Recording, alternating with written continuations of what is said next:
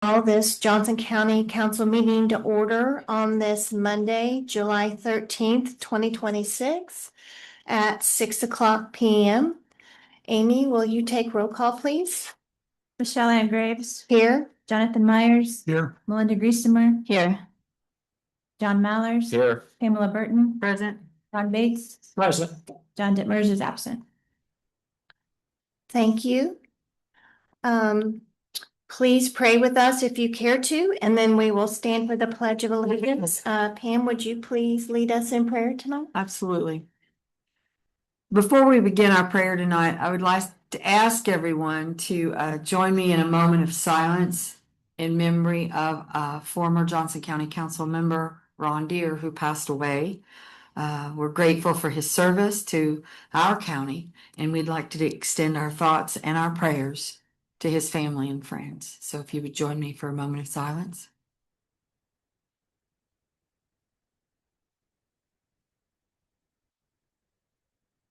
Now, if you would care to join me in prayer, if you would like.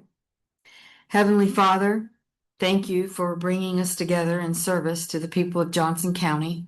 Please grant us wisdom, humility, and courage as we make decisions with compassion and sound stewardship. Guide us as we consider matters affecting our employees, taxpayers, and community, and help us act with fairness and responsibility for those we serve. And we ask this in your holy name. Amen. Amen.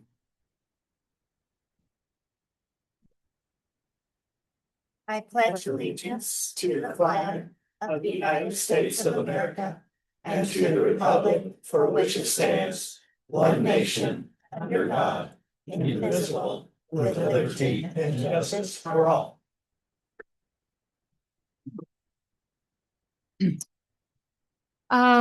Next up, we have approval of agenda, and I do have one addition. We're going to, under B, routine matters, so it would be B7. B13. B13. Under B13, we're going to create a new line item, 1001.36101.0000.0144, and that's maintenance contract. And also, we're going to be transferring funds in the amount of $370 from vehicle repair and maintenance to that new maintenance contract, again, in the amount of $370. We need to add that to our consent agenda, please.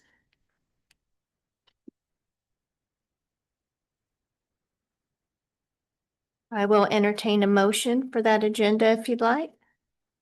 I so move. Second. With, as amended. I have a first and a second. Any additional comments? Hearing none, all those in favor signify by saying aye. Aye. Opposed? Motion carries. This is the part of our meeting that we open up for public comments. These are for agenda items only, and we ask that you limit your comments to 5 minutes per person. Do we have any public comments tonight? Seeing none, we'll close that portion and move to routine matters. By a single motion, the board approves the following items, which may include salary ordinance amendments, additional appropriations, reductions, and transfers. Any items listed on the consent agenda may be removed by a council member and moved to the regular agenda. Do I need to read these 13 items out loud? And that is including what we added on, the amendment we made to our agenda just now. I'll make a motion to approve item B, routine matters, as presented with the previously stated change. Thank you. Second. I have a motion by Pam Burton, a second by John Mallers. Any further discussion? Hearing none, all those in favors, please say aye. Aye. Opposed? Motion carries.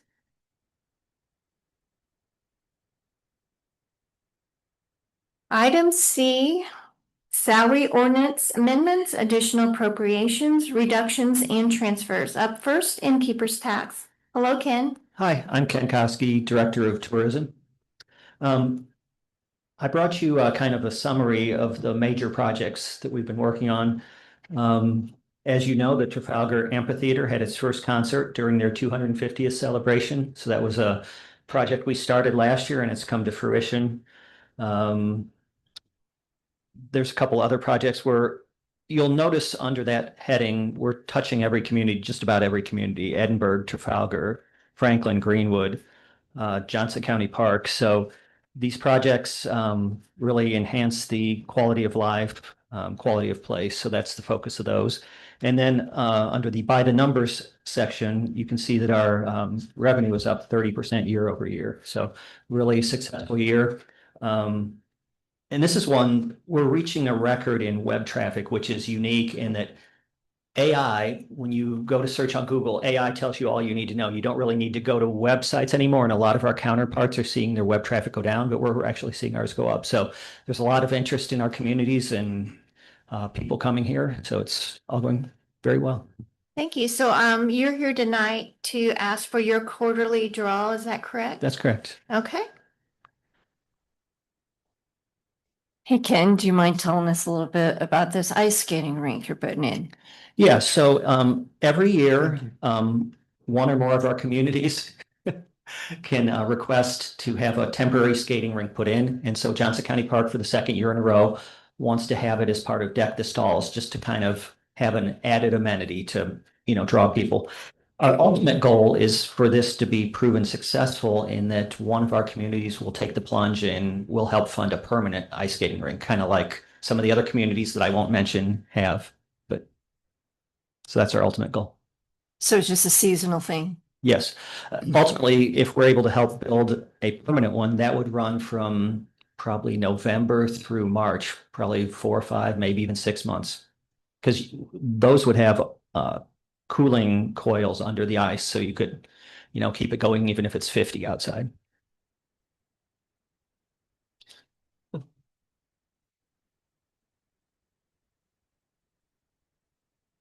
If there are no further questions for Mr. Koski, I'll entertain a motion. I'll make that first motion to approve. Aye. Item C1, innkeeper's tax collections operating expenses. I have a motion by Melinda Griesmer, Second. second by Ron Bates. Is there any further discussion? Hearing no, all those in favor signify by saying aye. Aye. Nays? Motion carries. Thank you, Thank you. Ken. C2, Community Corrections Adult Grant. Hello, Steve. Steve Kermode, Assistant Director, Community Corrections. This is our DOC grant. I'm just trying to get to the point where we are able to zero this out at the end of the year. Unfortunately, this is something that happens where our grants due before the budget's due. So every year we have a little bit unknown, and this is just a way to try to zero some of those out. Okay, you're just zeroing out these grants. You're moving the money into professional services? Yeah, and we'll pay drug screen fees out of that. Okay. Seems pretty straightforward, and we're glad that you're able to utilize that grant money. I'll make a motion to approve item C2 as presented. Motion by Pam Burton, Second. second by John Mallers. Any further discussion? Hearing none, all those in favor signify by saying aye. Aye. Opposed? Motion carries. Thank you. Thank you. Item C3, Community Corrections Juvenile Grant. Damon Cox, Assistant Director for Juvenile Community Corrections. Hello, Damon. Hello. Just here to appropriate our DOC grant that started July 1st.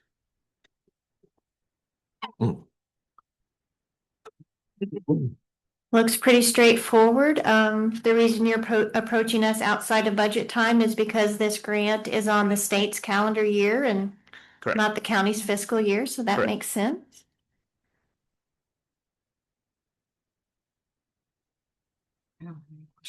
If there are no further questions for Damon, I'll entertain a motion. Move to approve C3 as submitted. I have a motion by John Mallard, Can we Excuse me. make retro to July 1st? Retro to July 1st. I'll second that. second by Melinda Griesmer. Any further discussion? I have a question. Does it say that on this agenda or is I that didn't just see something? it. That's just why I didn't see it. Part of the reason. Just Oh, call it. okay. Okay, we got it. Okay, so we've got that covered in our records. Hearing no additional comments, good catch, Mrs. Burton. All those in favor signify by saying aye. Aye. Opposed, motion carries. And then for my next one is just to appropriate an additional grant that we received from Firefly Prevention Services. It's a DCS grant that we received as a salary supplemental. Does this need to be retroactive to July 1st? Yes, it also began July 1st. Okay. So we'll need to include that in our motion. The state was very behind in sending out contracts, so we recently got them all.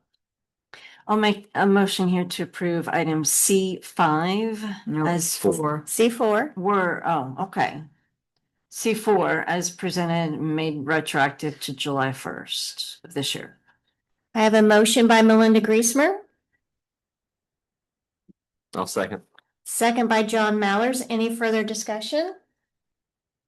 Hearing none, all those in favor signify by saying aye. Aye. Opposed? Motion carries. Thank you, Damon. Up next, C5, Juvenile Detention Center.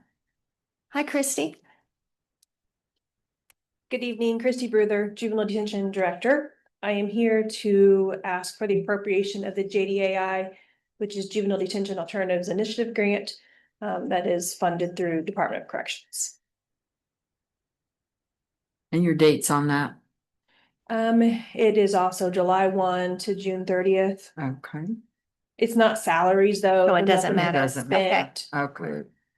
I did have a question, Christy, because revenue is going to be very tight this year and next year moving forward. And two of your line items in this grant caught my attention. Food in the amount of $13,750 and travel and training in the amount of $8,000. Could you expand on that food amount for us all, please? Sure. So, as a component of TBRI, which is trust-based relational intervention, it's a culture, it's a paradigm that we have implemented across all of juvenile justice, and adult juvenile justice systems, on how we interact and with juveniles and our staff. This grant allows for snacks and water, nutrition and hydration, to be available to the juveniles and programs, to the staff as part of our staff wellness. And then so that's the majority of it. During programs and office visits, the kids can have a snack if they need to.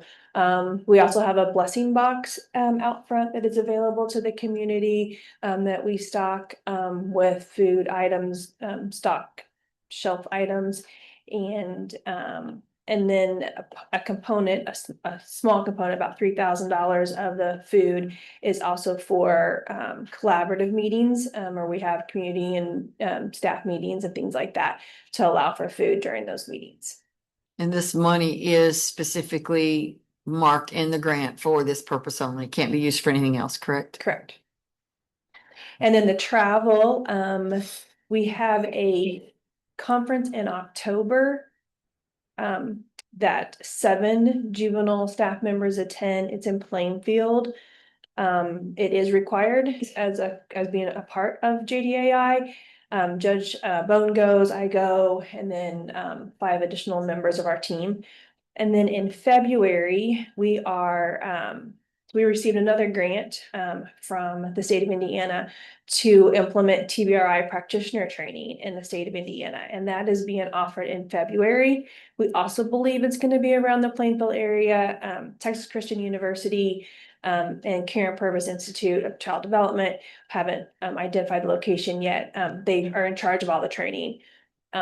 We received a grant to allow 100 practitioners to be trained in the state of Indiana, and Johnson County is receiving 10% of those seats. So we are sending around 10 people from our community to this training, and part of that travel allows them to spend the night and travel and be there.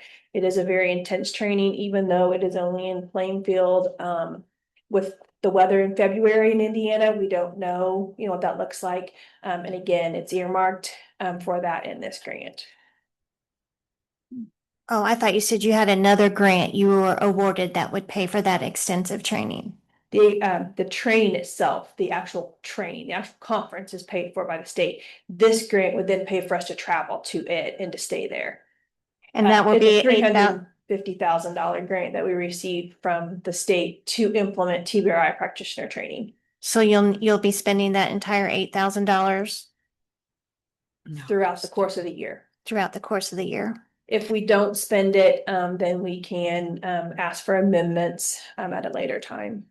Do you have food budgets and travel and training in other budgets? I know this is in the 2026, or no, the 9163 grant. Do you have food and travel and training line items in another budget? Yes, in the 101, 140 budget, we have a food budget for the kids that are housed in the detention center.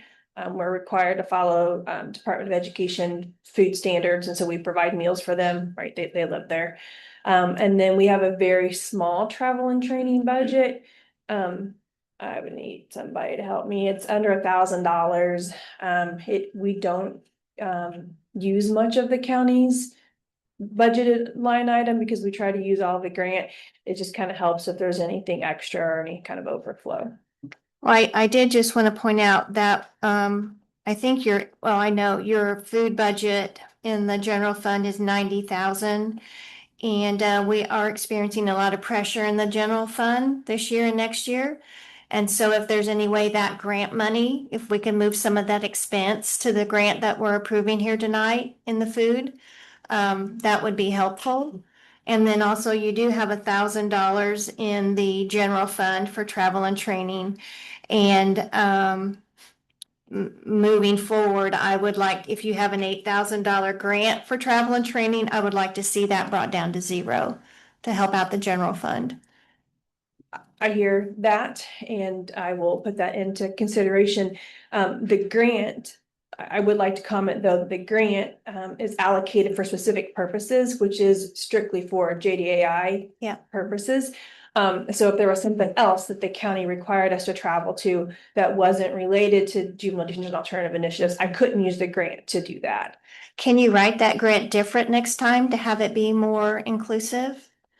I mean, that's the point of this grant, is to do JDAI work, and do those services. So, like if, for example, we send folks to like food shows, like and training, like, that wouldn't be included in the juvenile detention alternative initiative things to run the detention center. So we don't use the travel and training much at all, from the general fund. It's only there in case something comes up or we have other trainings and things like that. Well, thank you for the insight. I appreciate it. That was all I had on that request.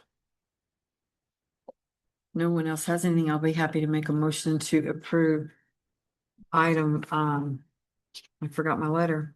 C. C5. As presented. I have a motion by Pam Burton, Second. second by Ron Bates. Is there any further discussion? All those in favor signify by saying aye. Aye. Opposed? Motion carries. Thank you, Christy. Thank you. Up next, we're on D, other business, and D1 is approval of new tax abatement for Roy Umbarger and Sons, Inc. And if you would, please state your name. Thank you. Good evening. My name is Pat Sherman with Compass Point CPAs. Hello, Pat. How are you? Here with Jackson and Major Umberger, General Umberger. We're going to withdraw our request for this abatement, and I think Jackson may want to say a few words. Okay. For them. Hi, Jackson Umbarger. Hi, Jack. So, as a family, we're so fortunate to live in Johnson County and love being a part of it. And we understand, right now the hardships that are happening at the local level. And, we just feel it's best as a family that we respectfully remove our request for abatement.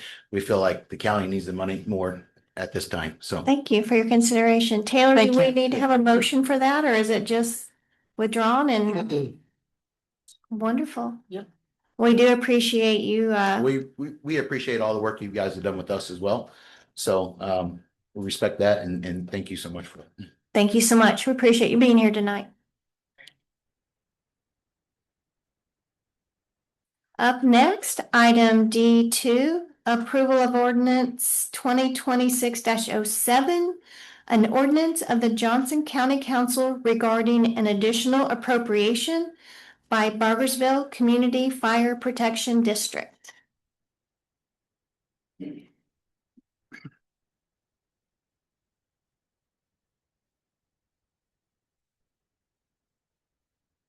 evening, Chief Eric Funkhauser for the record. Hello, Eric. Hey, how are you? All right. Good evening. Thank you for the opportunity to speak tonight regarding Bargersville Community Fire District's request for additional appropriation in supporting the city of Franklin's ambulance services. We began providing service to the residents of Franklin on June 17th of this year. In a short period of time, we have already demonstrated several positive outcomes for our community. We have reduced the cost of ambulance services for Franklin residents. At the same time, we've improved customer service by providing responsive, patient-focused care that reflects the expectations of our community. This partnership with the city of Franklin is just one example of our commitment to working collaboratively with neighboring fire departments. These cooperative relationships improve emergency response capabilities, enhance mutual aid, and ultimately benefit residents throughout the county, not just within the city of Franklin. Additionally, the revenue generated through our ambulance service remains in the state of Indiana and largely in this county, as opposed to an out-of-state private company. We respectfully ask for your support of this additional appropriation so that Bargersville Community Fire District can continue building on the progress we've made and maintain the high level of service that our county residents deserve. Thank you for your time, consideration, and your continued support of emergency services in our community. I'd be happy to answer any questions.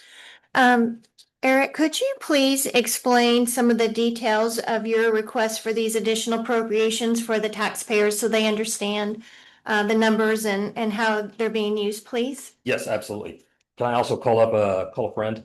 Call a friend, phone a friend. Gary Smith, would you please come up here as well? I'm happy to explain. I'll let him kind of run through the numbers with Reedy Financial Group. So this is Gary Smith. Well, actually, I don't know if I need so much the Reedy as if you can explain how this money is being distributed and where it's coming from. And if you want, I can help prompt you. So out of the 8603 Special Fire General Fund, Yep. You have personnel services of $1 million.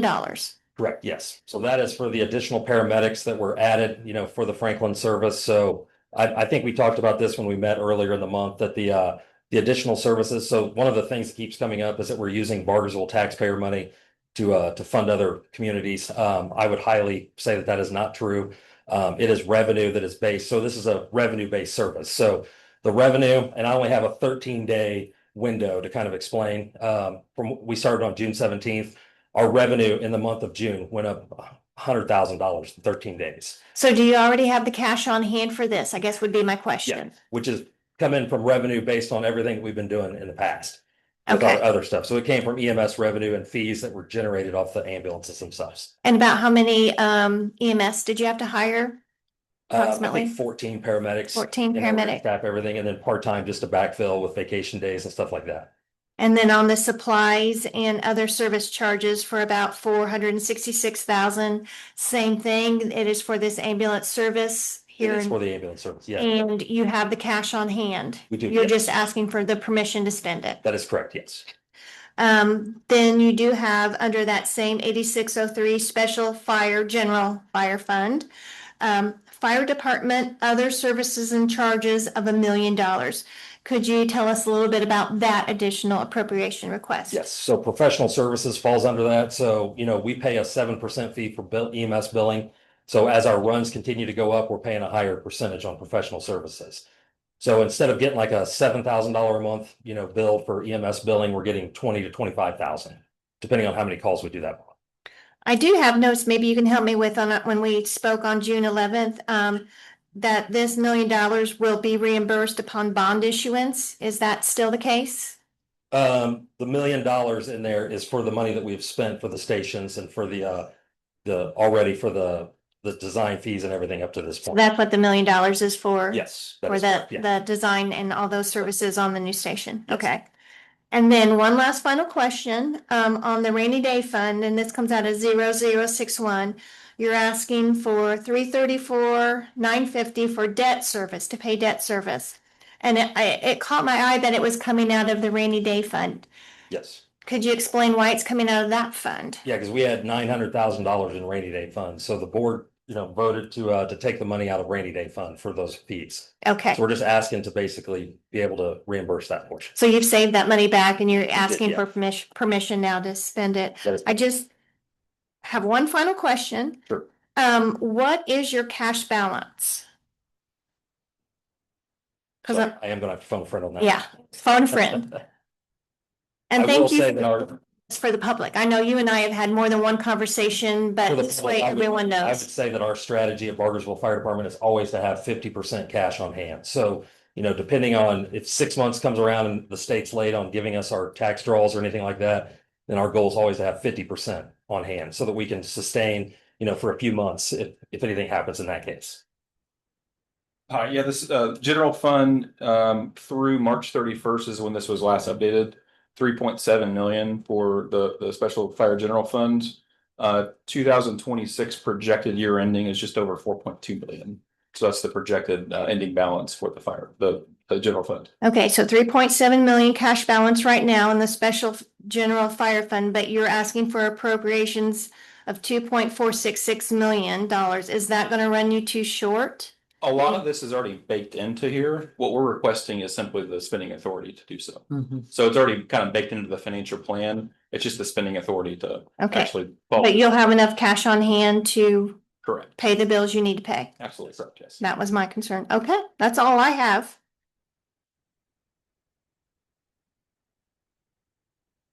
So may I speak Please do. and ask a few questions? Sure. Thank you for your service first Thank and your heart. It's in the right place. We've got a lot of stuff coming at us right now, Eric. Yes. What concerns me is that things are changing so rapidly at the state level. Yep. Regarding fire districts and public safety in itself, and I'm just wondering if these new things that are coming at us is going to affect this in any way. I'd like to know how long this contract is going for. The contract was for 1 year, but it was never ending. So it basically, at the end, unless somebody gives 30 days notice, there is Okay. no ending to this contract. Okay, so the public safety part of this is gonna change things drastically, and I guess I'd like to have your opinion on that. Yeah, I would agree with you. Things are changing every day. I mean, you guys, we talked about it, Senate Bill 1. We obviously think it's a terrible bill. I mean, I always tell people that it was a fix to what was coming. You know what I mean? It was supposed to be way worse. So I'm not softening the blow on Senate Bill 1 because it's not good for anybody. So a lot of cities and towns are taking a hit. They don't have the funding to be able to do these things. So we're fortunate enough, with the revenue and stuff like that, that we're going to be bringing in the future, that it won't hit us as hard as everybody else is. So I would agree with you. Districts and territories are under attack at the State House. So I spend a lot of time up there, you know what I mean? Because I'm on the executive board and the legislative board for the Indiana Fire Chiefs. So yeah, we see the caps that are coming, you know what I mean? Everything they're doing, trying to trim funding across the board. So I would agree with that that's ultimately under attack. So, but I think that, this program and, being able to work collaboratively across boundary lines allows us to kind of get around that issue. So I think if people are willing to work together and do what's right and everything else, then the money takes care of itself. So now the other problem you've got the lit problem. So I will say that in a public meeting. So, obviously lit's going away at some point. So everybody's going to have to figure out a way to to make up that difference, you know what I mean? And then the offset of the cost of Centerville one as well. Do you mean the property tax is gonna go away? Yeah, maybe, yeah. Not lit. I mean, they're wanting to increase lit, is my understanding, Well, I right? think ultimately lit's gonna fall to you at some point to have to make a decision on Yes. if you're going to enact a lit, public safety lit or anything like that in the future. So I think, is it 2029 that lit goes away? Yeah. So yeah, and there is some headwinds at the State House on property taxes being eliminated as well. So there is a open house tomorrow night in Whiteland. I think it's tomorrow night. Is it Wednesday? Okay, yeah, Wednesday night on basically a representative that's kind of presenting a plan on eliminating property tax. But it's not a full elimination. It's an elimination with a replacement. So yes, there's lots of things happening right now. We're all trying to stay above water. So I have a question. The item we're discussing now, ordinance 2020-607, that is completely separate and not to be included with 3 and 4 for the resolution in the ordinance, correct? That is correct, yes. It's Okay. completely I separate. just want to make sure I was on the same page that we're discussing just the appropriation of Yes, permission to spend funds on item number 2. that is correct. Correct? Yes. No Nothing no new. new tax No dollars. change, no new tax dollars. There is no impact to the tax. Okay, I This is just allowing us the statutory limit to be able to spend the I money that we've just spent. didn't, I was a little confused, Yeah. so I just wanted to make sure that that's what we were talking about. Yep, and that's why I wanted to make sure you had the cash balance. Yeah. Yeah. One other thing I wanted to, I'm sorry. One other thing, this is a replacement of private enterprise, correct? That is correct, yes. So did Franklin, the city of Franklin eliminate the ambulance service? Yeah, they eliminated the ambulance service back in the early 2000s. We got into and I see Chief Snyder here. Do you know when the ambulance was eliminated from Franklin? Sorry, I put you on the spot. Sorry, phoning a lot of friends tonight. Chief Snyder, City of Franklin Fire Josh? Chief. It was Mayor Fred Paris that did away with the ambulance service in 2011, I do believe, 10 or 11. And SEALs had been our primary ambulance service since that transition of us doing away with our own ambulance service and going to a private service. Okay, but this is eliminating the private service again? Yes, sir. Okay, Yes. okay. So your SEALs will not be there anymore. SEALs is not there. They moved out the morning of July 17th. June 7th. Yes. June So- 17th, June 17th. I'm sorry. So have you been covering bases since then? Yes. All right, As of 0700 on June 17th, we took over for the contract and have started running the city of Franklin. So we provided extra coverage for the Firecracker Festival downtown for that big festival that came in, gave them extra ambulances that day, and I've been working with them. And ultimately, Mayor Barnett reached out because they were unhappy, and there's multiple examples of just the type of bills that people were getting. We're in the $4,000 range. I'll use me as an example, as a personal example. And there's some other examples here in the crowd that I could point to as well. So when I had my seizure in the Walmart parking lot, I was picked up by SEALs and Franklin Fire. They did a phenomenal job, but they picked me up, took me from Walmart to, basically to JMH and to get me stabilized. So when they took me over to get me stabilized at JMH, they charged me $4,000 for that bill. you're a big guy. Yeah, I am a big guy. It was pretty hard that night. So yeah, I gave them a run for their money. I can promise you that. So I'm glad obviously, you're- where the cancer was at, it was pushing on my anger lobe. So, I mean, I wrestled everybody. So Josh can attest that every firefighter got a beating, everybody in the ambulance. I was rocking the ambulance, trying to flip it over. So, yeah, I was not a happy camper that night. So my wife was trying to calm me down. They got me over there, sent me a $4,000 bill, and insurance only picked up $300. So, I will say the benefit to the Bargersville taxpayers, in this whole thing here is that we've been able to add an additional ambulance in Bargersville as well. So Station 202 now has an additional ambulance based off revenues. We also have, nobody in Bargersville pays any out-of-pocket expense for an ambulance ride. So if we go pick up a patient and we take them to the ambulance or take them to the hospital and you're a Bargersville resident and a taxpayer, in district rates, if your insurance only picks up $1,000, we charge you $300 or $2,500, we write off the rest. So there's no out-of-pocket expense for Bargersville taxpayers. That's just in Barkersville? That's in district in Bargersville. Yes. Yes, in district. I got a question for Josh. Are there any other private companies out there that are available? I'm not thrilled about replacing private companies with government like this, but Greenwood uses Heartland and they rotate medics in and out. So they'll move a medic from out of state in state and they'll live here for like 6 weeks and then they rotate them out. In fact, from what I've heard through the grapevine is the gentleman that owns Heartland bought an apartment complex because he was getting so much flack of tenants moving around. He bought a small apartment complex so he can have his medics live there, have them in state for 6 weeks and then then they're gone. So that's nice. That's about the other big heavy hitter in central Indiana is Heartland. You have a few small other ones. So what you're saying is that service isn't comparable. No. Okay. No. And then for Chief, sorry, you're talking about the billing and the write-offs. I mean, it seems a little arbitrary. You mentioned it's $4,000 for you just to go to JMH from Walmart, but I mean, whatever the price is, I mean, I don't know what I'm asking exactly, but those write-offs seem arbitrary. Is there going to be a standard rate? How is this going to work? Are there going to be write-offs for some people and not for others? I'll address that. So that's okay. Ultimately, in the end, there is a write-off policy. So everything's dictated by state law. So we have a policy that has to be adopted by the district board. So I cannot just willy-nilly give people free rides to the hospital. So what is that policy? Do you know? yes, it is. They have to show financial need. So they have to go through the EMS billing company. So it's on file with the EMS billing company. So MedBill's our EMS billing company, which does the majority of all central Indiana. So we had to adopt a program through them. So they have to go through, they have to reach out to MedBill, or to us, and then we put them in touch with MedBill. Then they go down their list of everything that's going on. And they have to hit their check boxes.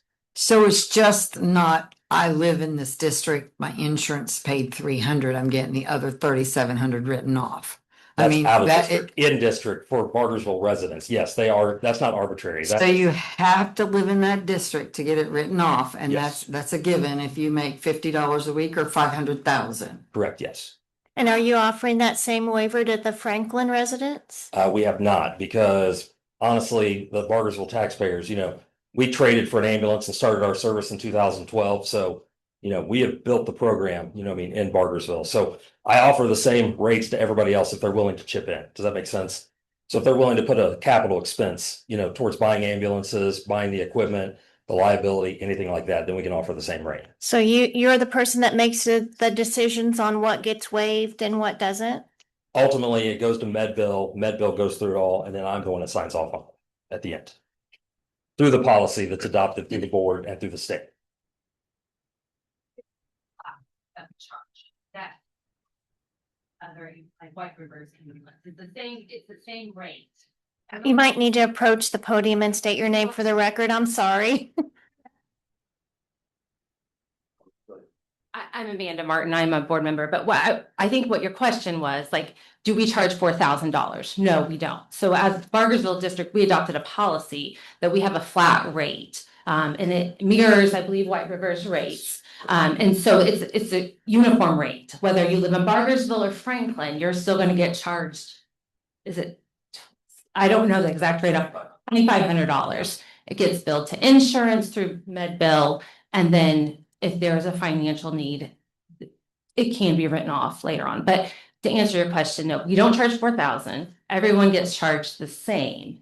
It just really depends on the billing and the need and all the other things that come along. Unless you live in that district and then it's automatic. Not necessarily automatic. It's not like a free ride. Yeah. You're talking about the Bargersville Yeah. district? Yes, Yeah. it is automatic. It's an right. With the exception of the northern part, because White River covers that area, so they do not. So if I'm gonna have a heart attack, I need to drive to Bargersville. I guess I do have some concern since, you brought this, to our attention tonight. With taxpayer dollars, what we do for one, we have to do for all. And I would be quite concerned about this arbitrary waiver of fees that one individual has the authority to make. You're talking about the write-offs for. The write-offs, yes, got it. for anything, the write-offs of anything. what we do for one taxpayer, we have to do for all, and that's not what you're describing here tonight, correct? So there is an in-district and an out-of-district rate. So most departments adopt that. That is legal through state law to have an in-district and an out-of-district rate. Does White River have this kind of policy of waivers? They do, yes. Yeah, they adopted the same rates that we have. There wasn't a letter from Brian Bosma to White River that wasn't. This happened a while ago. They came before us and we approved it. It was a few years, at least it's been at least 2.5, maybe 3 years ago. It's been a while. We wouldn't have approved. No, You weren't on the council then. That. You weren't on the council. The council, regardless of who was on it, wouldn't have had the authority to approve. No, We ultimately, did the board- approve the the district board, it passed was a this. board Decision, correct. We approved something for White River White River. County. Yes. Yes. And that was a list. So Michelle, yes, there was a letter from Brian Bosma, Yeah. and the only thing that he said in the letter was addressing that they cannot offer the discount that we offer. So Right. basically, the in-district rates that we write off for all of our residents, the people up in northern Center Grove, around Center Grove High School, do not get that same discount. They are taking the stance that they have to offer the same rate across their entire district. So since they will allow them to respond into 254s being closer to that district up there, so Water's Edge, Center Grove High School, Kensington Grove, all those areas up in the north that they're closest to, we allow them to respond in. So that is the only area in our district that does not get the same rate that we offer district-wide. Ms. Taylor, do you anticipate any problems for this council should this request for additional appropriations be approved, given that there does seem to be some arbitrary waivers of fees? Will that be problematic for this council?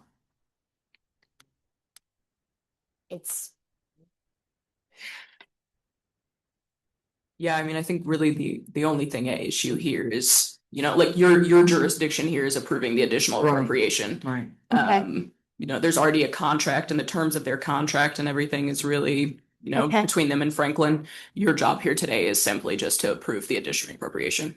And okay, so even though that additional information was volunteered about the waiver and it doesn't seem to be settling well amongst the council members, that's really not what we're voting on tonight. Thank you for your guidance. All right. Good point. If there is no further discussion or questions, Melinda, did you have something you wanted? No, we're good. You ready for a motion? I'm ready for a motion, yeah. I'll make a motion to approve item D2, approval of ordinance 2026-07 as presented. Second. I have a motion by Pam Burton, a second by Ron Bates. Is there any further discussion? Hearing none, all those in favor signify by saying aye. Aye. Opposed? Nay. We have one nay for the record, John Mallers.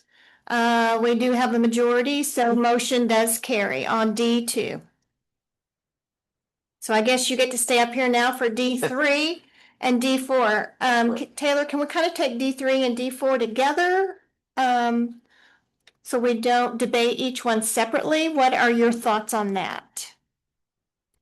And I'm happy to take them separately. I know I caught you off guard. Yeah. I I believe would it. take them separately. Together. Okay, we'll take them separately then. I mean, you can hear, information on both of them together, but you would want to take separate votes. Separate votes. Okay, so D, we're ready. Moving on to D3, approval of resolution 2026-04. A resolution of the Johnson County Council approving the Bargersville Community Fire Protection District's lease rental revenue bonds for the purpose of paying for certain capital improvements, including but not limited to the construction of one or more new fire stations and related improvements. That was a mouthful. Well, good evening, County Council. My name is Amanda Martin, and I am on the board of Bargersville Fire District.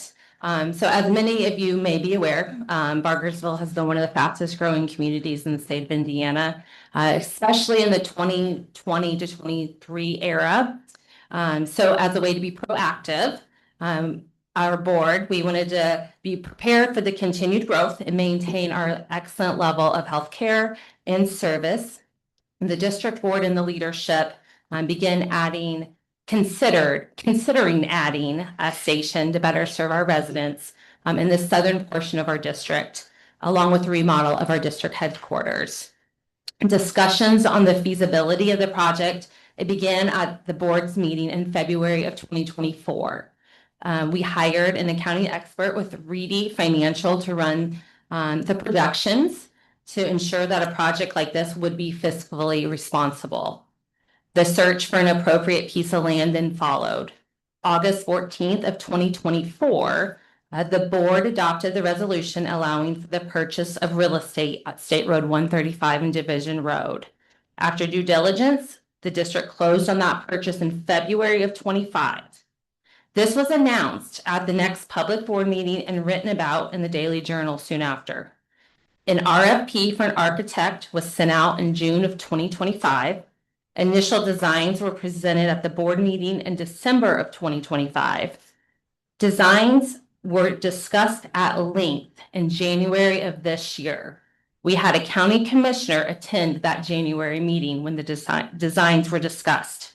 The Daily Journal then published an article about the project in March of this year. Finally, the district filed to have this agenda item heard at the county council meeting in May.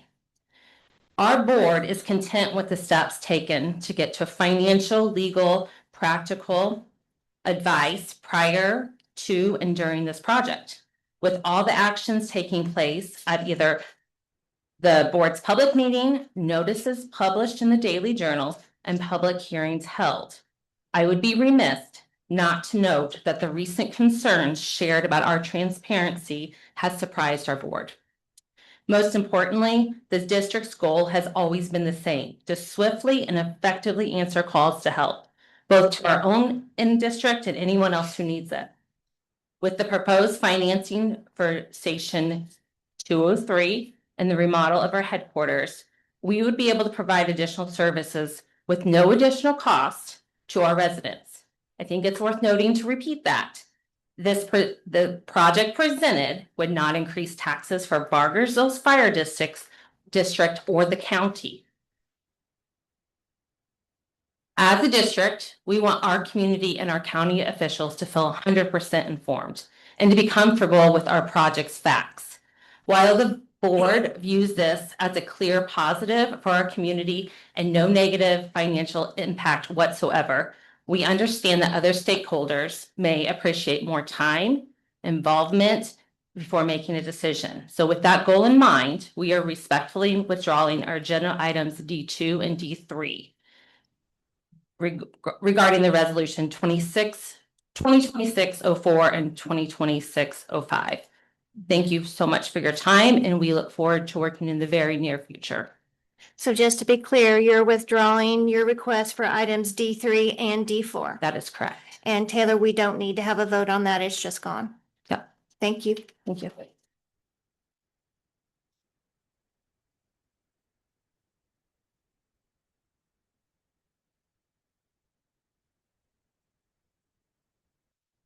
Sorry, just take a moment here for everyone to get your notes and get ready to move on to I'll wait for the auditorium to clear. It looks like we're losing a lot of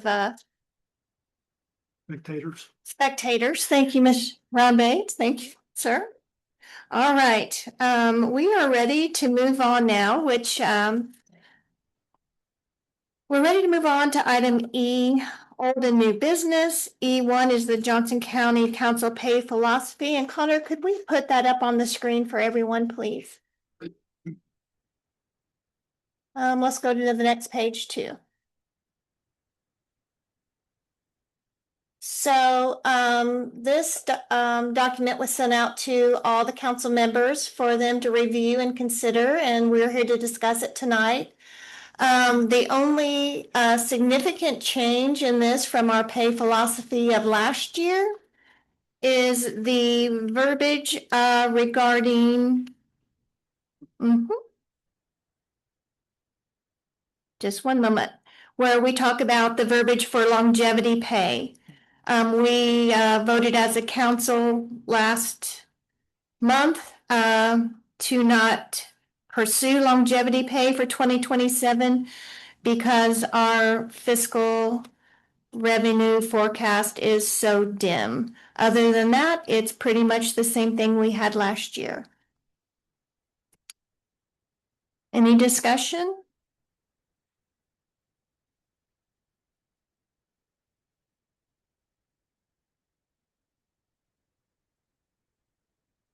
So has anything changed since we talked the last time? When you say change, do you mean words on the pay philosophy? Well, something that may affect the pay philosophy. Like the growth quotient. No, basically what the philosophy sets out is our goals and intentions. And these are the goals and intentions we had last year. And no, the growth quotient really wouldn't affect what we're hoping to achieve.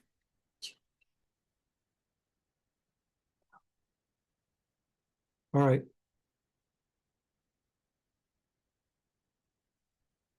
If there's no further discussion, I would entertain a motion to approve the Johnson County Council pay philosophy as presented.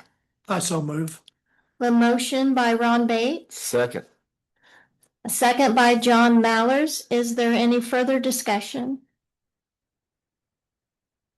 Hearing none, all those in favor signify by saying aye. Aye. Opposed? Motion carries. We have a pay philosophy. Yay for us. Yay. Good job. Good job. All right, if we could go to the next screen. Thank you, Connor. Our next and last item of business is E2, and we need to approve the 2027 budget guidelines, and we need to approve them tonight in order to maintain our budget submission dates that we have put in place. Again, this document was sent to all the council members last week. This information came from our discussion at June's council, where we asked for opinions and thoughts and what everyone wanted to see in the guidelines for the 2027 budget. I have it broken down by sections. On this first slide is the budget guiding principles, budget developments, and operating and capital expenses. I know you've all had time to review this and gather your thoughts, so it's time for discussion on this portion of the guidelines, if any. Same as last year? No. Or is this the first? Have you read We it? had I guess I missed that one. No, they're Email. totally different than Okay. ever before. Okay, so what can we say is what's good about this and what's not good about it? I can start that if you'd like. So what's good about it? Since I've been here in 2016, this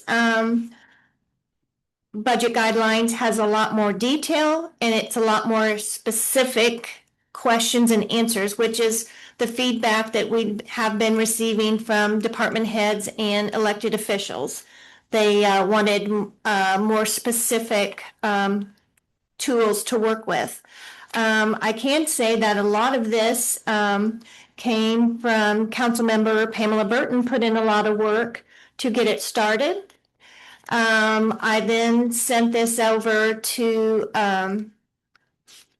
then I used all of our words and discussion from June's meeting, sent it over to County Legal Department to take a look at, make sure all the I's were dotted and T's were crossed, and that I was including all the information we talked about in June, and then typed it up and sent it out to everyone last week so that we could use this as a point to start our discussion and hopefully get through tonight in a timely fashion. Does that help? May I? Yes. Yeah, please, Pam. Oh, sorry. Michelle is correct. I worked many hours and I've seen several years of budget guidelines where we have just taken from the year before, insert the new dates. This set of guidelines being provided to the directors and the elected officials, as she said, everyone's had the opportunity to review it, put their changes in.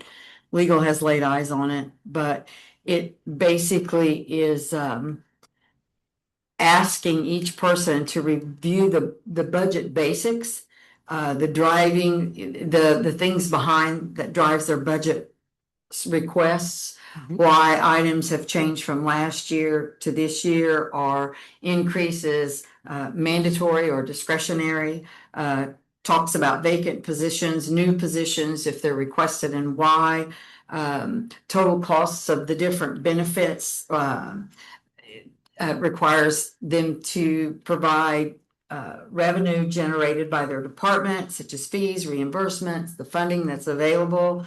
It addresses overtime expense concerns, travel and tank training. It's just much more involved and in-depth. By the time these budgets, the budgeting guidelines are followed and filled out, by the time it gets to us at first reading, all problems should be resolved, or a majority of the problems should be resolved. So hopefully, I know it looks like a lot, and it is a lot compared to what we've had in the past, but hopefully it'll be a tool that can be used by everyone to make the process a little more streamlined.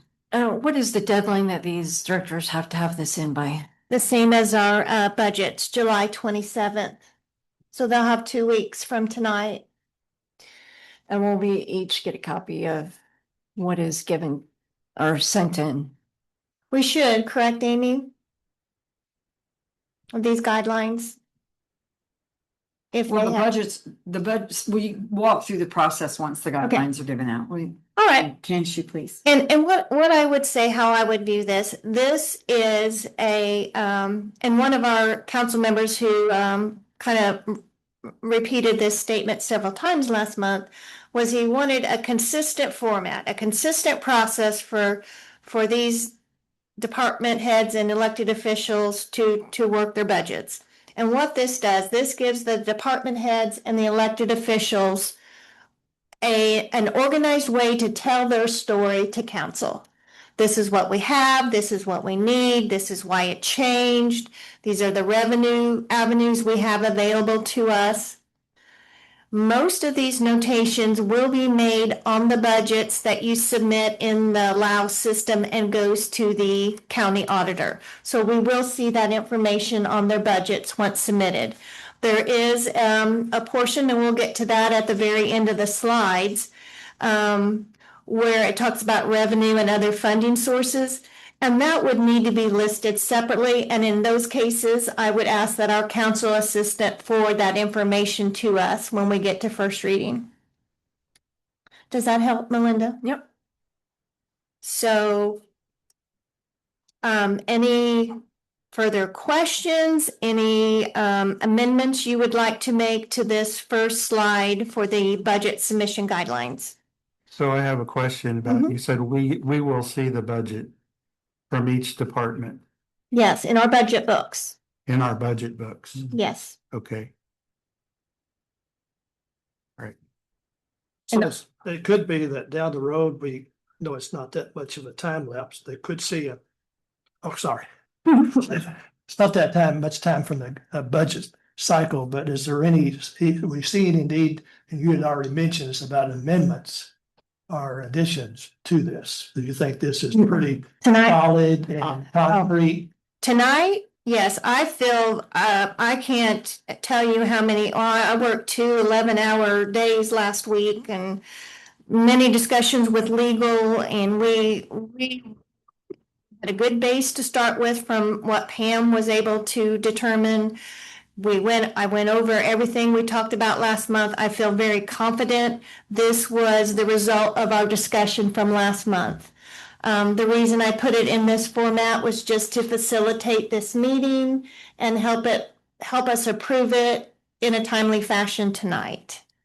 There's nothing in here that we haven't covered before.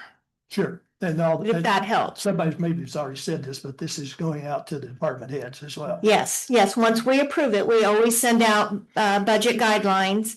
This year, they're just very detailed, and I think everyone's going to be really, really happy to have these bullet points to say check, check, check, no, check, and then we'll have consistent answers and responses from our And surveys. they'll know the reality of what we're looking at. I hope so, yes. for next year's budget. Yes, and we can address, I hope to address that at the end of tonight's meeting. Thank you, Ron. I would entertain well, I guess we don't do a motion till the very end. So if there's no amendments to this first slide, we're all happy with that. So Connor, could we move on to the next slide, please? This is the slide that I'm sure everyone's here to hear about. It's about personnel. I'll just hit the high points. Last month, we talked about a hiring freeze for all new position line items, including public safety. Exception for statutory requirements.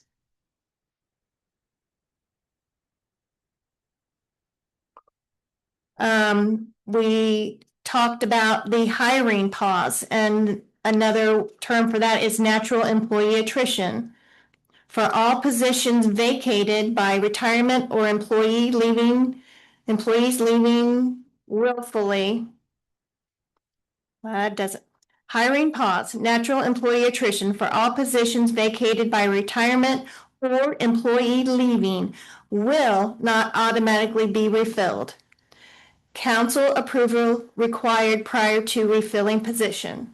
What that means is someone retires or leaves an office or department, that department head or elected official will have to approach council, explain why they want to refill that position.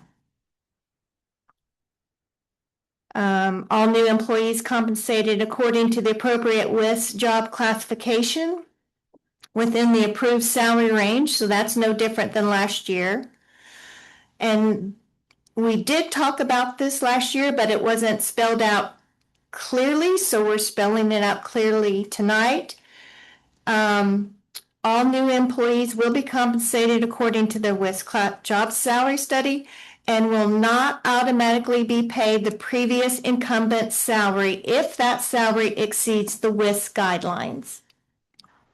And that's how we get a handle on some of those jobs or job positions where they were just grossly over compensated according to the study.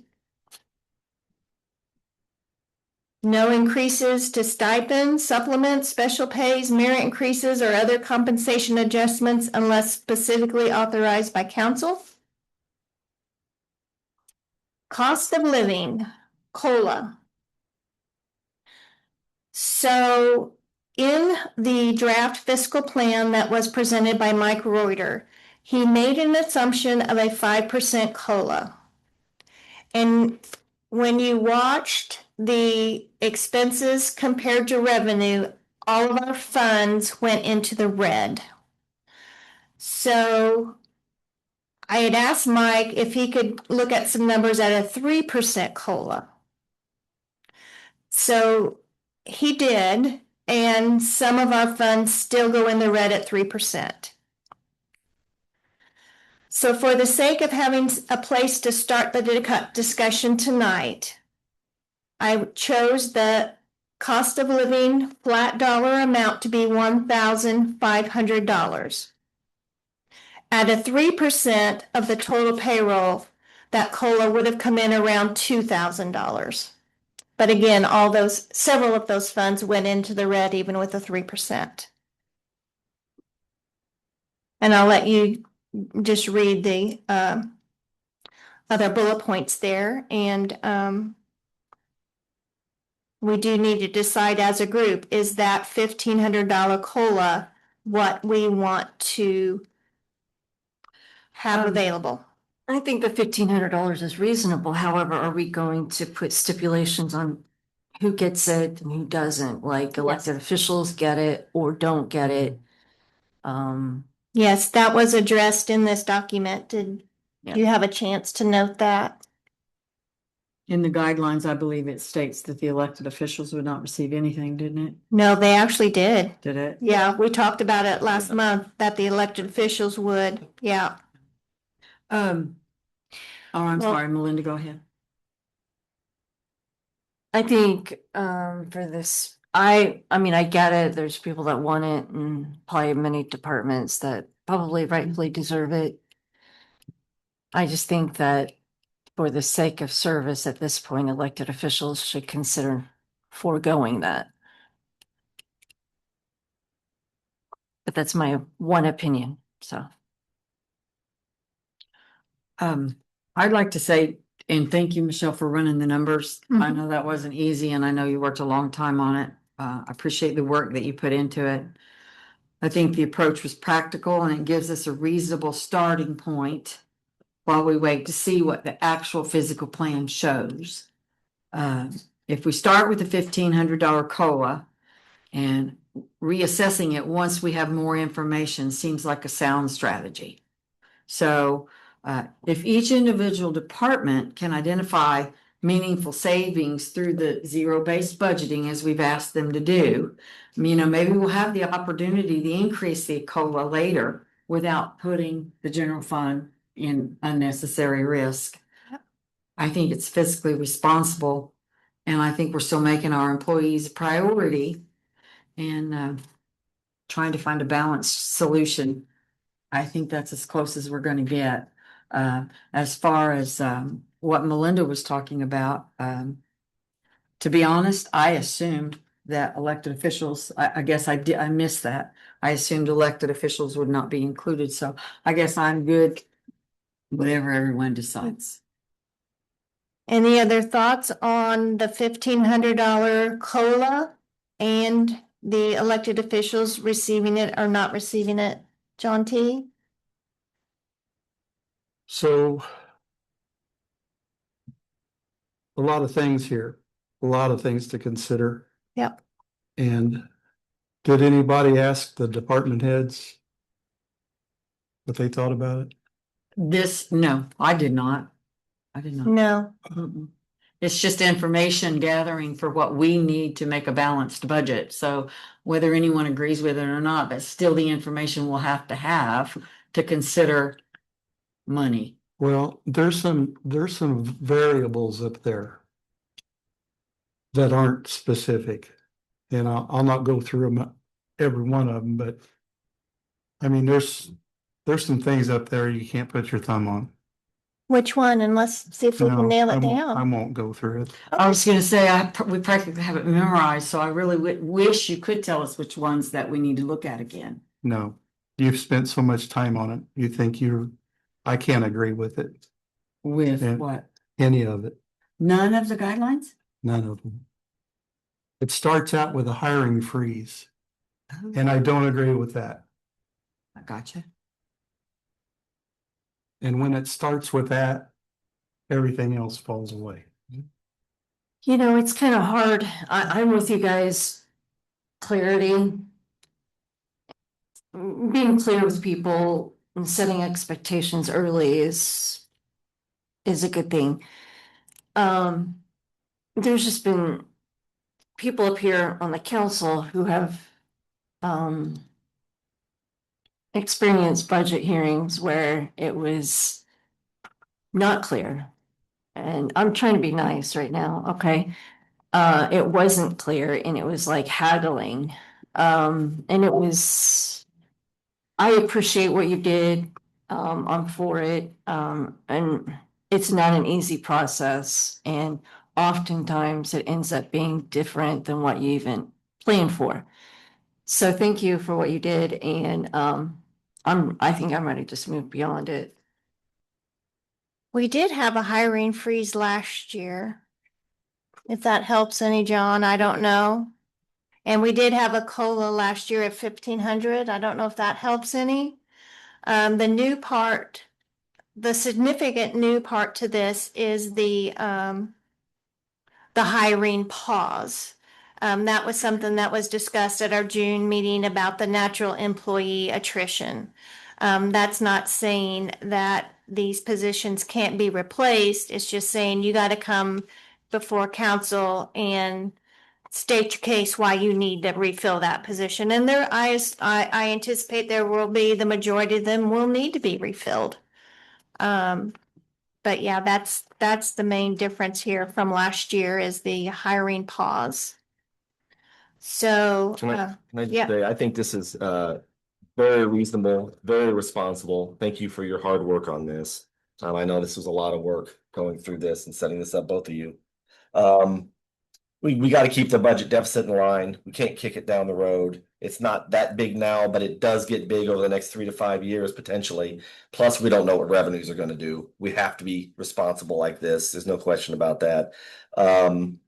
It still provides for employees to some degree, certainly not as much as we'd like, but it does. As far as elected officials go, I think we just did the WIS last year and that got everybody in line. I don't want to see that get out of kilter again. So I say yes to the elected officials for that purpose. Because we just did all that work. You two did all that work for WIS and getting us in line. So I say this is great. And that kind of plays back into the pay philosophy that we all just approved, that we Right. want to keep all that work from the WIS study in place and just protects us all as consistent. Okay, Connor, can we go to the next screen then, sir?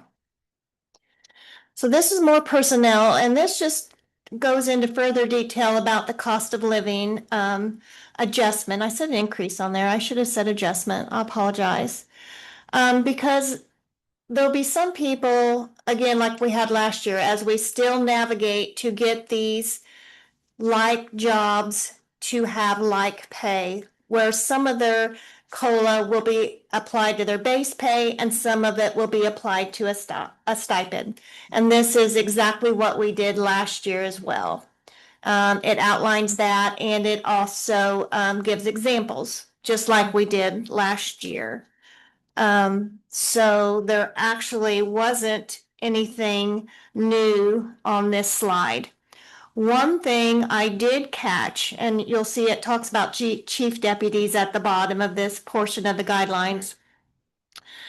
So last year we, as recommended by WIS, chief deputies across Indiana, the majority of them are compensated at 85% of their elected official salary. And this council voted to do that for 2026. But this is why I always have problems with percentages. So what would happen is the elected official would get the $1,500 COLA. And because the chief deputy is compensated based on that, they would only be receiving 85% of that COLA. So the difference is $225. So this is a case where the chief deputies would continue to make 85% of their elected official, but they would receive $225 in a COLA as a one-time stipend so that they can appreciate the full $1,500 COLA. So that's a little different than last year. That's the only thing that's different on that page. And when we were working on these, I think you can agree, Michelle, we both knew that these guidelines are simply a starting point. Yes. For building the 2027 budget. Every department will still have the opportunity to present its needs during public budget hearings. And every final decision will be made in an open meeting after reviewing all the financial information. So that has not changed. None of that has changed. And is that stated in here anywhere? No.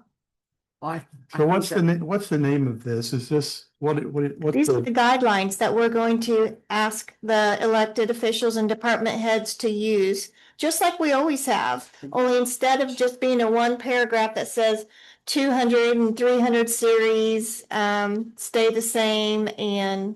So I understand, and I do appreciate what you guys have done, and I don't mean to be I know you do. Debbie Downer and, just be sniping at everything you've done. But I've not seeing the collaboration with the people that are sitting out there and what they've got to do. And so I'm biting my tongue right now. If it helps to address your concern. Well, if I may. Oh, okay, I'm sorry. I am, but guidelines. Mhm. It's not an order. Correct. Right. And so when we say no hiring, that's an order. That's an order. That is an order. That is an order. So I Understand. now I will shut up.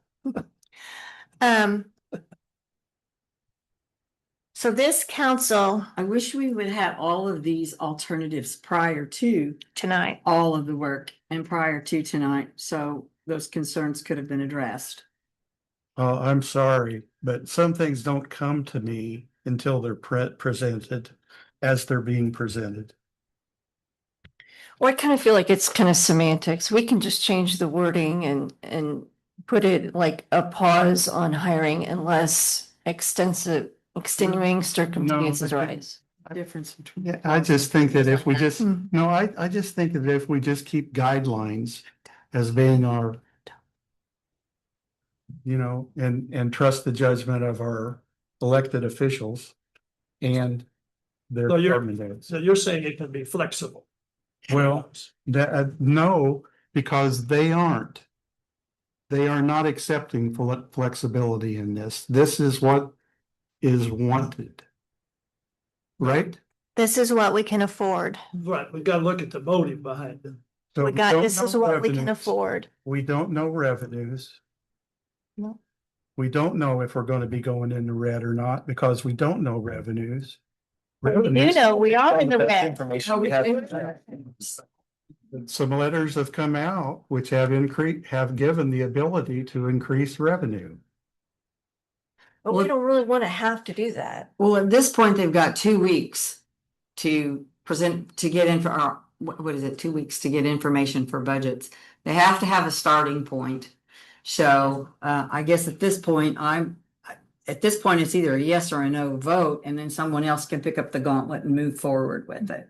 I think one of the options that was on the table too, to try to balance the budget was a 5%, a straight 5% cut across the board. Find it. Personnel 2-300 series, 5% cut across the board. These guidelines are not that restrictive. Yeah, that's 8% difference. Well, hopefully it will require a 5% cut across the board if we can do it this way. Right. Right. I mean, my hope is that the following year, things, when we have more information, think we can adjust this and make it up. Absolutely. This is just for 1 year. This is for 2027. Yeah, and I apologize because I'm not gonna be here. And so you guys are gonna be dealing with it. So, Me either, but Just that may be a good thing. well, just trying to go on experience here and, it's not gonna be fun this year. No, No, it's No. not. budgets, no, it's not fun. Was there any, did everyone understand why the chief deputies had to have that separate COLA to make them whole? Yeah, I think that's a Okay. good catch. If that's the case, Connor, can we go on to the next slide, please? So this is the personnel continuing, and this talks about the probation officer 2027 salary schedule. And this is basically what we did last year. In the salary study that we ordered, it was discovered that the probation officers are being paid 17% above state guidelines. Can I stop for 1 second? Everyone's taking pictures of this. Can they get copies of this? Yes, yes. It's approved. It's approved. I wouldn't, yeah. Ask Amy to send it out. Yeah, once it's approved, I hope to have all this information to y'all before noon tomorrow, if that's helpful. I didn't notice the pictures. We're just trying to read it. Yeah, no, and I thought the point of putting it on the screen was to help the audience, but also to help expedite the timeliness of this meeting, so we didn't have to read every word into the record. It was displayed for everyone. But back to probation officers. So what we did last year, once we were made aware that we were in fact, the county was in fact paying them 17% above state guidelines, we froze their salaries last year. However, we did give them a $1,500 COLA. I did send out, I did a lot of research on this with the help of legal, and everyone should have gotten an email on it last week about the avenues that probation officers have to address the recourse they have for salaries and compensation, and that all lies with the state. It doesn't lie here at the county level. So that has been taken into consideration in this, these guidelines for 2027. We're saying the same thing, you know, you're 17% above guidelines, no changes for 2027. By statute, we're not allowed to lower their compensation. So it might take a couple years for the state minimum guidelines to catch up with what we've actually been paying them. But again, that's the cliff notes for this section. Any questions? Just one from. Yes, sir. me. They mentioned, I don't know that they can bachelor's hear degree, you. getting a 5%, sorry, I'm getting too relaxed. Maybe I shouldn't be relaxed. I guess because it says there's a master's degree, does that mean they already need to have a bachelor's? I believe probation officers are required to have a bachelor's degree, yes. Okay. That's required by the state, and it's also included in their job description. Okay. That's the question I had. That was easy. Yes. I can do that question. And then if we could go on to the last and final, thank you, Connor. And this is the portion where, you know, additional documents may need to be attached, or there might be space provided on here to enter the information. It talks about revenue and other funding sources. And this has been a contention of council every year since I've been here, since 2016. Council needs to know what you have available in grants and fee funds, so that we can make the decisions we need to up here at budget time. And one thing that we wanted to highlight is grants and fee funds should be used to offset the cost of existing operational expenses and relieve the general fund by covering expenses such as staffing, equipment, and professional services. Now, while that has been understood every year at budget time, I don't know that that has always happened. And it could be that we have a lot of extras being paid for with grants and fee funds. Those days are over. We are in a revenue deficit based on our fiscal plan. And so that needs to be first and foremost in everyone while you are creating your budgets. To utilize those grants and fee funds as much as you can to help relieve the pressure on the general fund. And I'm sorry, can I ask a question of our TNT? Yep. Is there any issue with commingling there at all, or do we just have to do a case by case basis?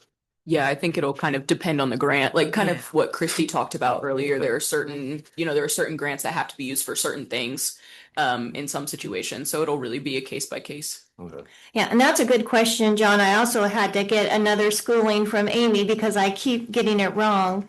We don't move monies from fund to fund, we move expenses. So that would be our ask. If you can move an expense out of the general fund and get it in these grants and fee funds, this may be the year to do it so that we can balance our budget. Does that help? Yeah, although again, there might be some expenses. You gotta be careful of which ones you move over, I would assume. Yeah, and Amy keeps an eye on that for us in the auditor's office. You know, one of the big questions I kept asking myself when we were working on these was, you know, we have got such a good reserve, county reserve, and I know when you look at that, sometimes that can be deceptive, but for us to maintain a healthy reserve is, you know, it's one of the reasons Johnson County has remained financially stable.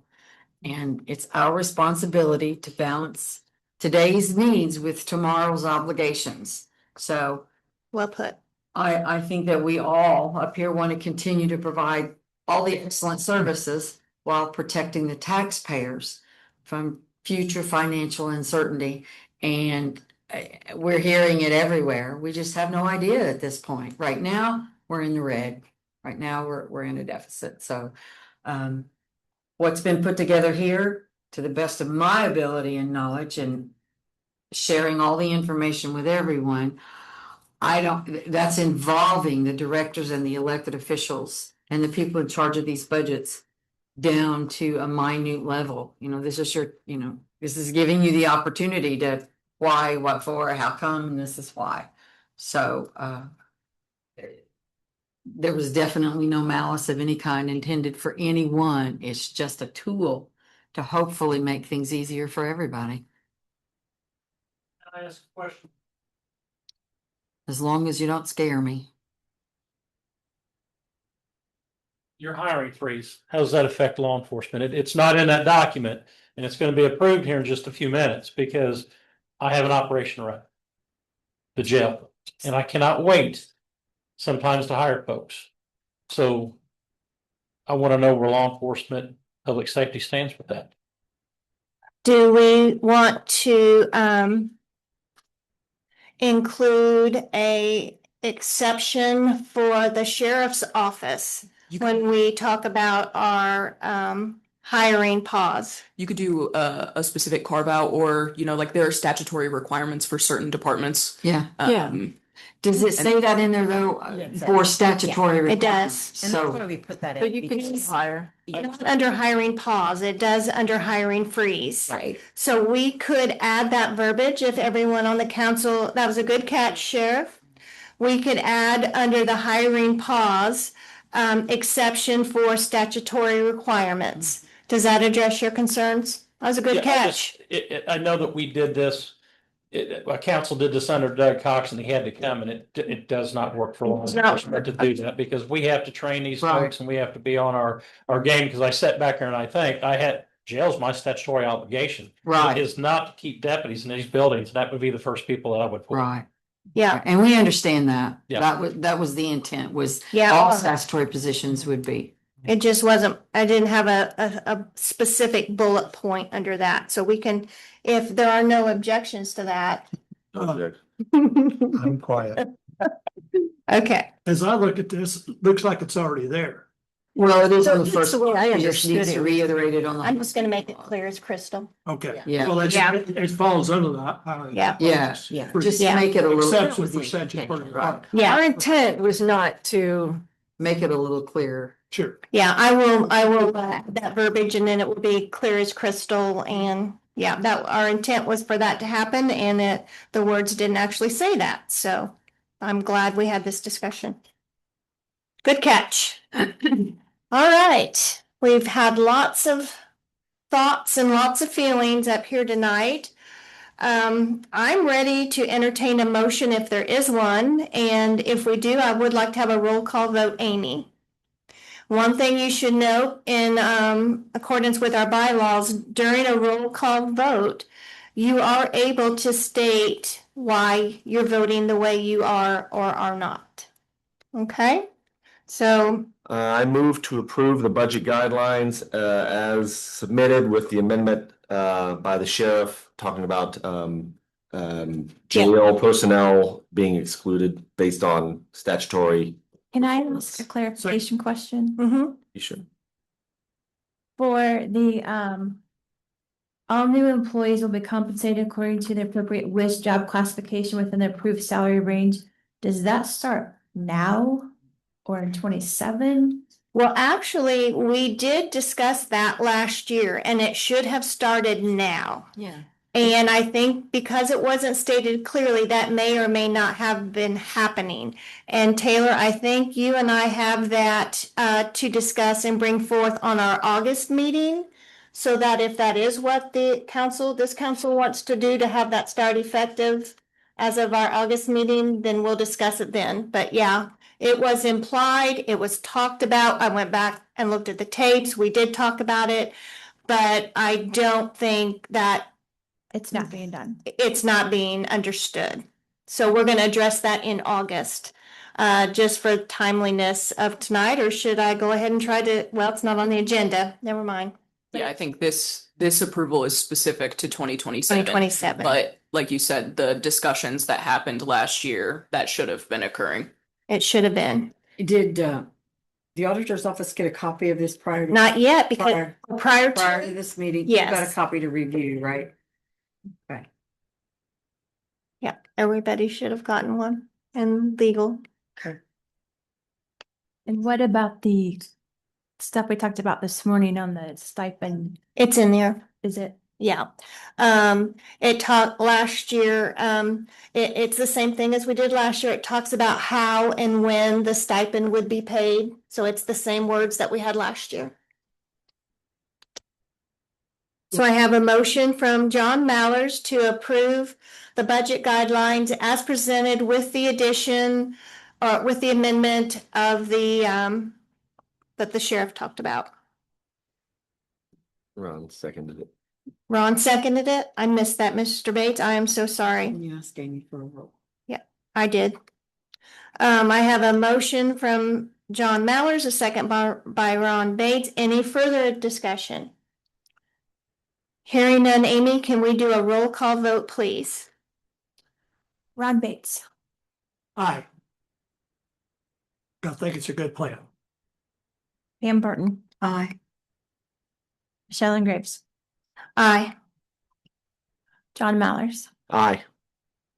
Melinda Griesemer. Aye. John T. Myers. So do I get to explain my vote? Yes, you have to say your vote first and then you can explain it. I'm gonna change my mind midstream. No, I really enjoyed serving for 8 years now, and my time comes to an end in December, but I'm gonna keep on serving after that. This is so difficult, and I do want to thank y'all for doing that. I've been through this once myself, and it seems like you do your best effort, and that's what you're doing here. So I'm gonna say yes, knowing that I won't be here during that period of time, but I do think this is a great improvement. Thank you. Motion passes. Yeah. I had something not related, but I wanted to say something. If it's not related, could I add one more thing? Sure. That I almost forgot. I'm so sorry.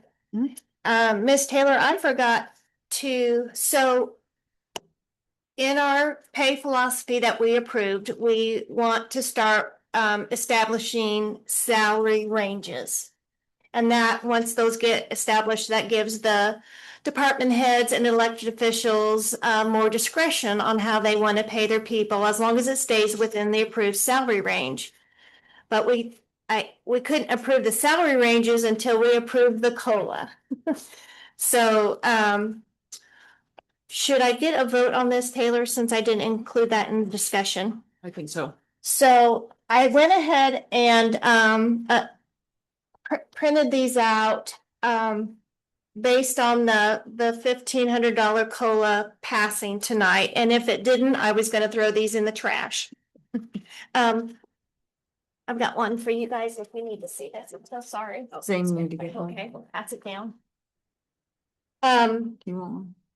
You got. That's all I have. Amy, I will, again, I didn't know if we were gonna be able to use it or not, and I'm not leaving here tonight until I get you all this information for tomorrow. So what we do in 2026, those salaries that for each job classification, that will be our starting point for our low range. And then our high for each job classification is based on that COLA. So every year when we do a COLA, you will see that low and high range move further apart.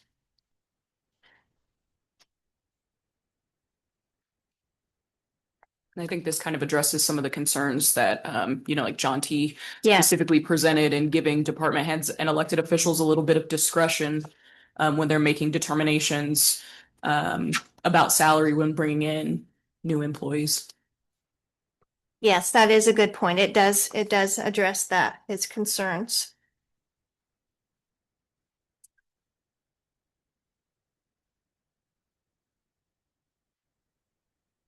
So this is also essentially reaffirming kind of what you've already approved in the budget guidelines, but providing department heads and elected officials with an actual breakdown showing what it looks like for each job classification.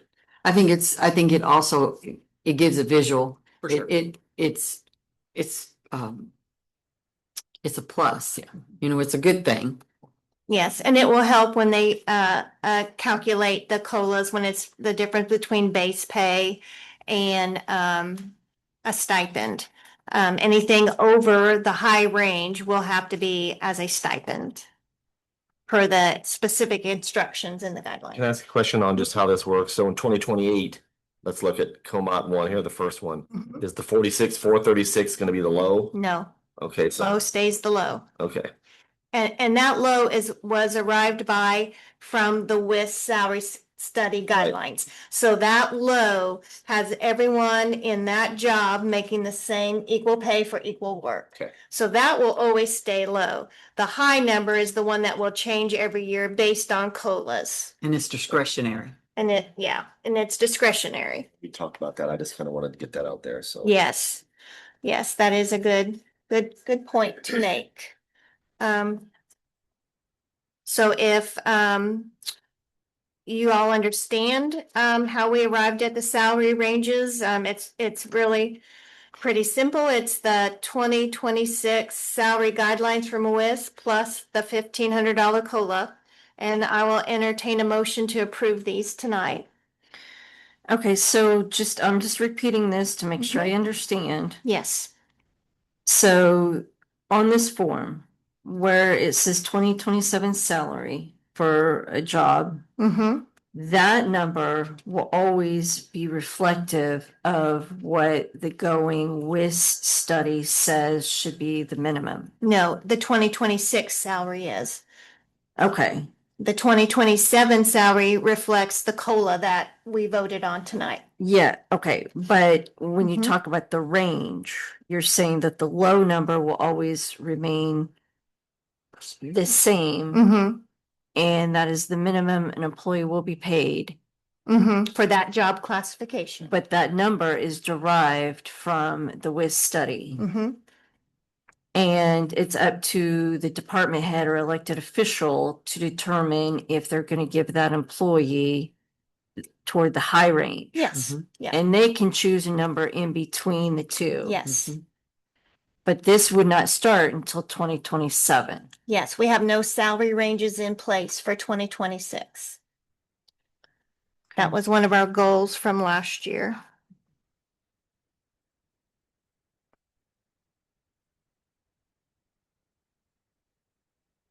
I move to approve the job classification and salary analysis salary ranges for Salary ranges. 2027. Second. Motion by John Mallers, second by Ron Bates. Any further discussion? All those in favor signify by saying aye. Aye. Opposed? Motion carries. We have salary ranges. Okay. Melinda, you said you had something? Yeah, before we close the meeting, I just wanted to say something. I wanted to let the council know that next month I will be unable to attend the August meeting because I will be participating in my master's degree commencement ceremony.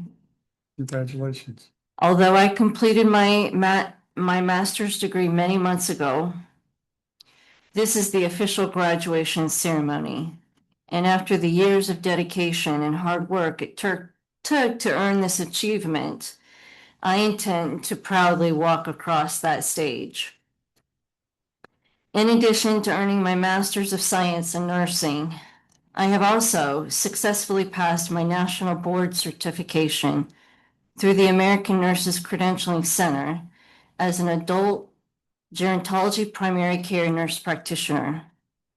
I believe this advanced education and clinical experience strengthen my ability to serve the residents of Johnson County by bringing a healthcare perspective, critical thinking, and evidence-based decision-making to the work of this council.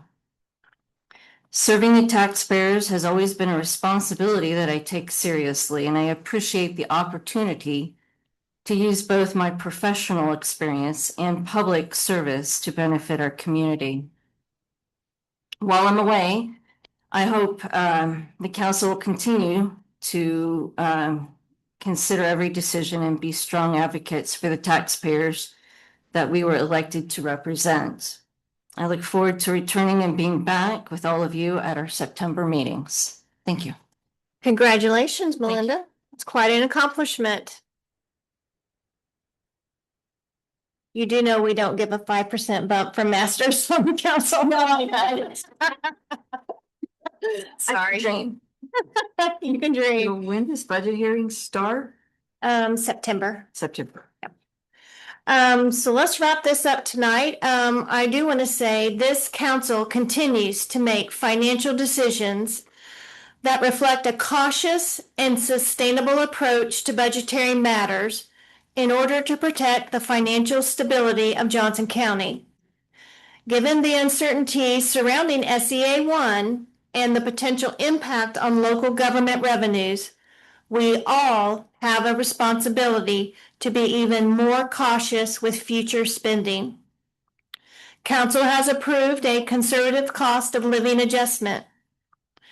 If the departments and elected officials can identify meaningful savings through their zero-based budgets, we may have the opportunity at first reading to increase the COLA without putting the general fund at risk. Reducing line items such as travel and training, food and uniforms may be the difference in affording a COLA increase. In other words, help us help you. Reminder that all part-time job descriptions and explanations of supplemental pay duties must be on file with the auditor's office in order to be included in the 2027 budgets. The approved 2027 budget guidelines that we worked on tonight and those salary ranges will be emailed to all concerned parties hopefully by noon tomorrow.